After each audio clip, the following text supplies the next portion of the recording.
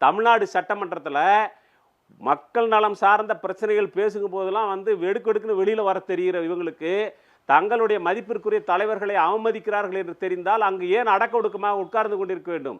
ஏன் எட்டி உதைக்கிற காலுக்கு முத்தம் கொடுப்பவர்களைப் போல நேற்று அவ்வளவு பெரிய அவமரியாதை நடந்திருக்கிற போது இன்றைக்கு ஏன் அவர்கள் போய் மோகன் பாகவத்தை வந்து பார்த்து அவருக்கு வந்து வேல் பரிசீலிக்க வேண்டும்?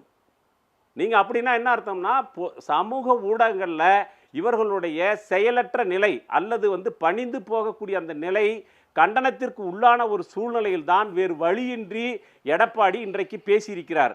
எடப்பாடி சொல்றாரு, நாங்க வந்து என்ன இந்த ஒரே ஒரு போஸ்டர்னால திராவிடத்தை அழிக்க வாரீர் என்ற ஒரு போஸ்டர்னால திராவிடம் அழிந்து போகுமான்னு கேட்குறாரு. நான் என்ன கேட்குறேன், அது அழியும் அழியாதன்றதை பற்றி பேச்சு இல்லை.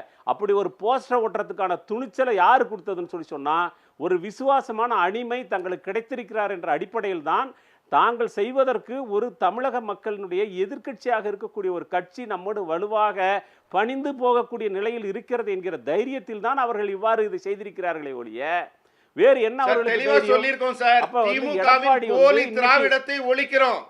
திமுகவின் போலி திராவிடத்தை அமைதியா இருங்க சார். அது போலி திராவிடம்னா பண்ண நீங்க பேசுறது உண்மை திராவிடமா? நிஜ திராவிடத்தை வழங்க போறீங்களா? அமைதியா இருங்க சார். பாஜக நிஜ திராவிடத்தை வழங்க போகிறதா? அதான் உண்மை. அமைதியா இருங்க. அது உங்க தாத்தாட்ட போய் கேளுங்க. திராவிடத்தை வழங்க போகிறதா? எனக்கு ஸ்ரீகாந்த் இன்னொரு கேள்வி இருக்கு. அண்ணாமலை மாநில தலைவரா இருக்கும்போது டைம்ஸ் ஆஃப் இந்தியாவுக்கு ஒரு இன்டர்வியூ கொடுத்தாரு. உங்களுக்கு இல்ல அண்ணாமலை வந்து அண்ணாமலை வந்து ஒரு நிமிஷம் ரெண்டு விஷயம் சொல்றாரு. திமுக பேசுவது போலி திராவிடம். அப்ப அதிமுக பேசுறது ஒரிஜினல் திராவிடமா போலி திராவிடமா சமரச திராவிடமான்னு சொல்லுங்க. மூணாவது, பிஜேபியே திராவிடத்துக்கு எதிரானதல்ல, திராவிடம் பிளஸ் தான் எங்க பாலிசி. திராவிடத்துல என்ன நல்ல விஷயங்கள் இருக்கோ அதை நாங்க ஏற்றுக்கொள்வோம். திராவிடம் பிளஸ் அப்படின்னு அண்ணாமலை ஒரு கொஞ்ச நாளுக்கு முன்னாடி பேட்டி கொடுத்தாரு. நீங்க திராவிடம் பிளஸ்ன்ற இடத்துல இருக்கீங்களா, இல்ல திராவிட கட்சி எது அசல் திராவிடம்ன்றதுக்கு சர்டிஃபை பண்ற இடத்துக்கு வந்துட்டீங்களா?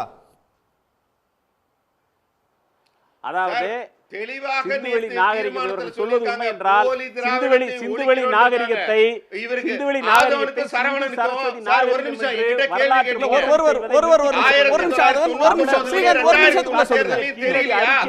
சொல்லுங்கள்.